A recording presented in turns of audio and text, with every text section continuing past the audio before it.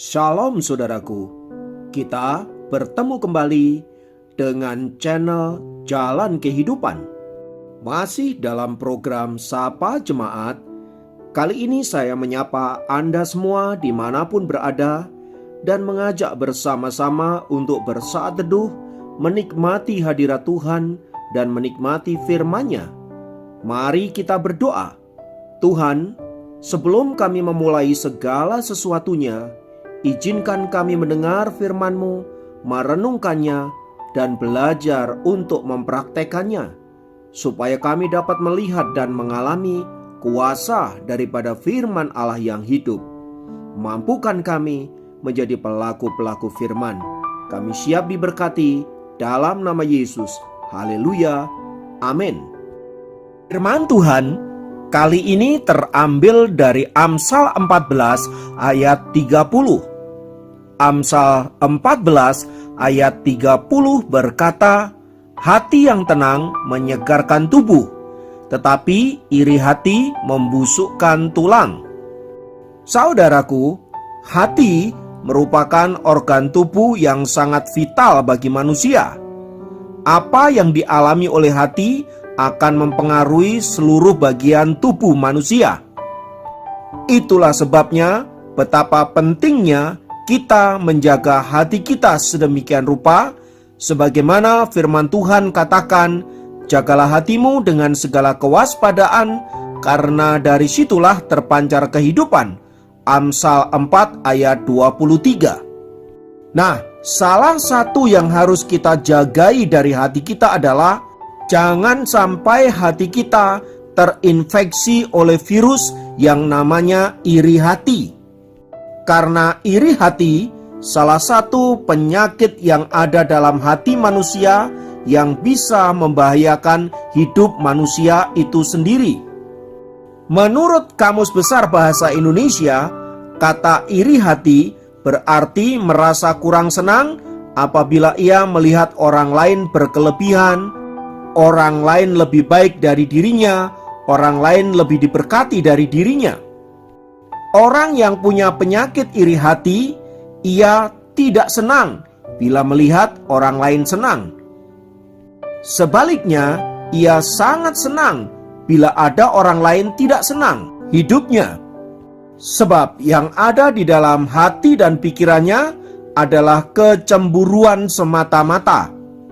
Itulah sebabnya firman Tuhan kali ini memperingatkan kita agar kita waspada terhadap virus iri hati ini, sebab dapat merusak kehidupan manusia, terutama menyerang 3 hal penting dalam kehidupan kita.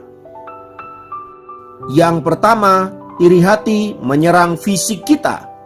Perasaan tidak senang melihat orang lain lebih kaya, lebih pintar, lebih sukses dari diri kita membuat kita sakit hati, kemudian menjalar ke otak dan bagian tubuh kita yang lain. Akhirnya menimbulkan berbagai macam penyakit yang dapat merusakkan hidup kita. Sebagaimana firman Tuhan di atas katakan bahwa iri hati membusukkan tulang. Tulang merupakan salah satu bagian dari tubuh manusia yang sangat penting, yang memiliki fungsi di antaranya untuk membentuk dan menopang tubuh manusia. Tulang juga menyediakan bingkai untuk menopang tubuh yang membuat kita bisa beraktivitas sedemikian rupa, sebab otot, tendon, dan ligamen semuanya menempel pada tulang manusia. Maka tanpa adanya tulang, baik itu otot maupun bagian tubuh yang lain, tidak akan pernah dapat bisa digerakkan. Tulang juga memiliki fungsi menghasilkan sel darah merah, trombosit, dan sel darah putih. Selain itu, sel darah merah yang rusak dan sudah lama juga dihancurkan di sumsum tulang manusia. Semua penjelasan di atas ingin menegaskan betapa pentingnya tulang bagi tubuh manusia. Jadi jika tulang membusuk atau rusak, maka sesungguhnya tubuh manusia akan kehilangan kekuatannya. Nah, iri hati dapat merusak tulang kita, bahkan membusukkan tulang kita. Itulah mengapa orang yang hatinya dipenuhi dengan iri hati, kecemburuan, dia pasti tidak bahagia, dia pasti akan mengalami berbagai-bagai penyakit yang menyebabkan tubuhnya tidak sehat, tubuhnya tidak segar, dan pada akhirnya ia akan mengalami kelayuan. Yang kedua, yang dirusak oleh iri hati adalah jiwa kita. Hati yang dipenuhi rasa iri akan memunculkan pikiran jahat. Ia akan kehilangan akal sehatnya. Sebagaimana Kain tega membunuh adik kandungnya sendiri karena iri hati, juga saudara-saudara Yusuf yang tega melakukan penganiayaan dan menjual Yusuf ke orang Mesir.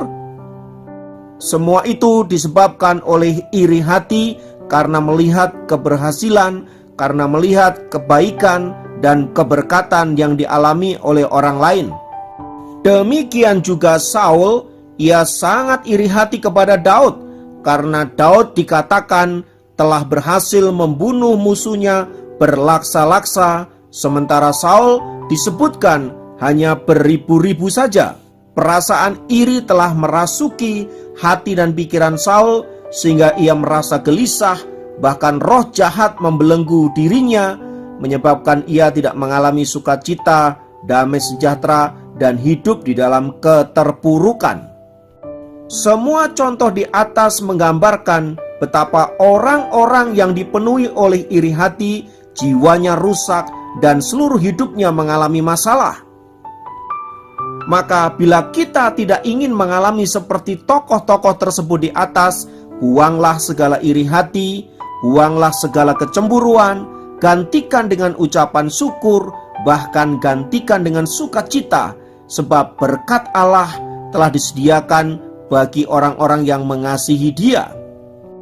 Jadi kalau hidup kita ditentukan oleh Allah untuk menerima berkat-berkat maksimal, bagaimanapun caranya, berkat itu pasti akan mendatangi hidup kita. Namun sebaliknya, bila Allah tidak menghendaki hal yang demikian, bagaimanapun caranya kita mencari berkat-berkat itu, kita tidak akan pernah menemukannya. Jadi ingat saudaraku, mau kaya, mau sukses, mau hidup berkelimpahan, semua itu sudah diatur oleh Tuhan. Tugas Anda dan saya adalah bekerja dan melakukan sesuatu yang baik, selebihnya biar berkat Tuhan yang memenuhi diri kita. Yang ketiga, yang dirusak oleh iri hati adalah roh kita. Sebab orang yang iri hati pasti akan mengabaikan hal-hal rohani. Ia tidak akan mau menerima nasihat, teguran, bahkan firman Tuhan yang datang kepadanya. Itulah sebabnya orang yang dipenuhi oleh iri hati, rohnya mengalami masalah yang serius. Oleh sebab itu saudaraku, belajar dari renungan di atas, mari kita menjaga hati kita sedemikian rupa agar jangan sampai dirasuki oleh virus iri hati, kecemburuan membabi buta, dan menyebabkan hidup kita tidak bahagia, tidak sukacita, bahkan tidak diberkati. Buanglah semua itu, gantikan dengan ucapan syukur, gantikan dengan roh yang sukacita, dan biarlah hidup kita senantiasa mempermuliakan Tuhan. Kiranya Tuhan memberkati. Mari kita berdoa. Kami mengucap syukur karena pemeliharaanmu sempurna, dan kami percaya bahwa rencanamu adalah rencana yang baik bagi setiap kami menurut kehendak dan rencanamu. Maka biarlah kami mau belajar berjalan dalam kehendakmu itu Bapa, dan senantiasa bersyukur sebab Engkau selalu ada untuk setiap kami, supaya kami jangan sampai jatuh ke dalam dosa iri hati, dosa kecemburuan yang menyebabkan kami ada di dalam berbagai-bagai pergumulan. Terima kasih untuk kasih-Mu, untuk berkat-Mu. Kiranya Tuhan memberkati. Dalam nama Yesus kami berdoa. Haleluya.